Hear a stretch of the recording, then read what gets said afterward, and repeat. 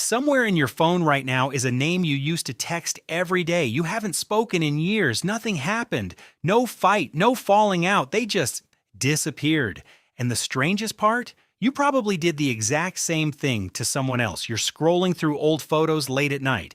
A birthday party, a road trip, a blurry photo from someone's apartment taken at 2 a.m. Everyone laughing at something you can no longer remember. You stop on a face, you smile, then frown. When was the last time you actually spoke to this person? A year? 2? You tell yourself you'll text them tomorrow. You won't. This isn't a story about one friendship fading. It's about a pattern so consistent, so mathematically predictable, that researchers can chart it like a heartbeat. Most friendships, it turns out, have a hidden expiration date, and it has almost nothing to do with how much you liked the person. But here's what's fascinating. For decades, we assumed friendships ended because of conflict, a betrayal, a slow resentment. Something broke.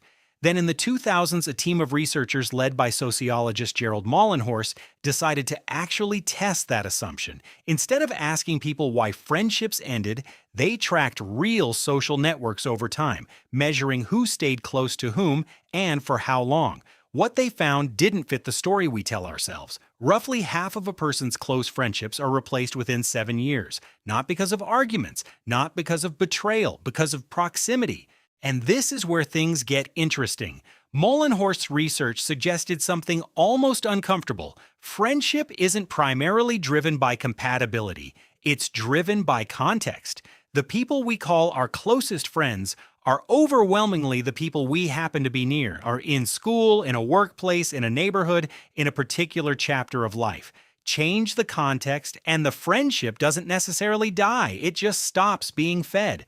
Think about your own life. The friends from your first job, the people you sat next to in your dorm hallway, the parents you used to talk to every morning at school drop-off. You didn't choose them exactly. You were simply placed beside them again and again until closeness became almost automatic.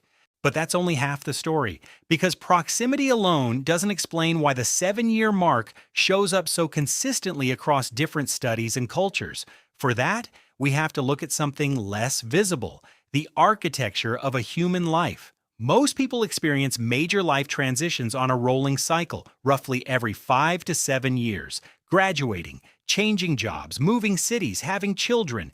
Each transition quietly reshuffles your environment, and your environment, far more than your personality, determines who stays in your orbit. Then something strange happened in the research. When behavioral economists examined this pattern more closely, they found that friendship maintenance behaves almost exactly like a finite resource, similar to time, money, or attention. Anthropologist Robin Dunbar's work adds a chilling layer here. Dunbar proposed that humans can only maintain a limited number of meaningful relationships at once, a concept now widely known as Dunbar's number, often cited around 150 total connections, with only 4 to 5 in the innermost circle of true closeness. That inner circle isn't fixed. It's a rotating cast. Every time a new person enters your closest circle, mathematically, someone else has to drift outward to make room. Not because you stopped caring, because your capacity didn't expand. Your life did. This is where the existential weight starts to creep in. If friendship operates this way, then the painful truth is this: you didn't lose touch with people because the bond wasn't real. You lost touch because the bond required renewal, and renewal requires shared context. And modern life, mobile, transient, career-driven, destroys shared context faster than any era in human history.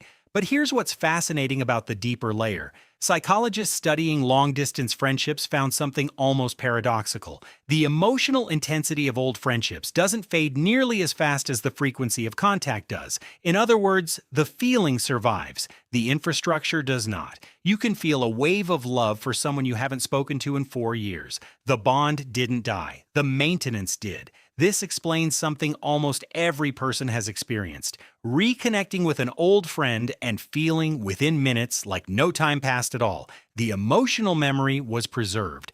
The behavioral pattern simply lapsed. And this is where things get interesting on a larger scale. Zoom out far enough, and this isn't just a modern phenomenon, it's evolutionary. Early humans lived in small, stable groups. Your social circle wasn't something you curated, it was something you were born into and rarely left. Your friendships didn't need active maintenance because your environment never changed enough to threaten them. The human brain, then, never evolved a system for preserving friendships across distance. It evolved a system for bonding within proximity, which means the ache you feel when a friendship fades isn't a personal failure. It's a mismatch between an ancient social brain and a hypermobile modern world that asks something of us our biology was never built to sustain. But that's still only part of it, because there's something even more unsettling hiding underneath the data. When researchers studied the friendships that did survive the 7-year mark, they found a defining trait. It wasn't shared interests, it wasn't even shared values, it was deliberate contact. Friendships that crossed major life transitions almost always involved at least one person who consistently, intentionally reached out, not out of obligation, but because they treated the friendship as something requiring active investment, not passive memory.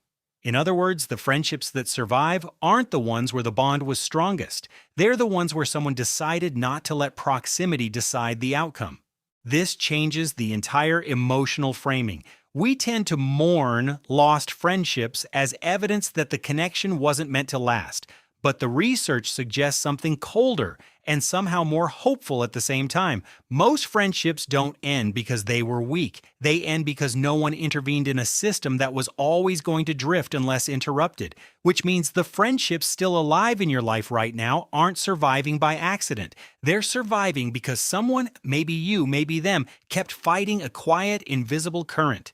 Tonight, somewhere in the world, someone is staring at an old photo of you. Maybe they're smiling. Maybe they're wondering, like you did, when the silence started. The science is almost too clean in its honesty. Friendship was never meant to be permanent by default. It was meant to be renewed again and again by people willing to interrupt the slow pull of distance. So the people who are still in your life 7, 10, 20 years later, they're not there because the universe arranged it. They're there because someone refused to let go when it would have been easier to drift. And the people who disappeared, they're not gone because the bond was fake. They're gone because life moved and no one pushed back against the current. Which leaves you with an uncomfortable question, the kind documentaries aren't supposed to ask, but life quietly does anyway. If friendship isn't sustained by feeling but by action, who in your life is still here only because you decided to stay? And who is slipping away right now simply because no one has reached out yet?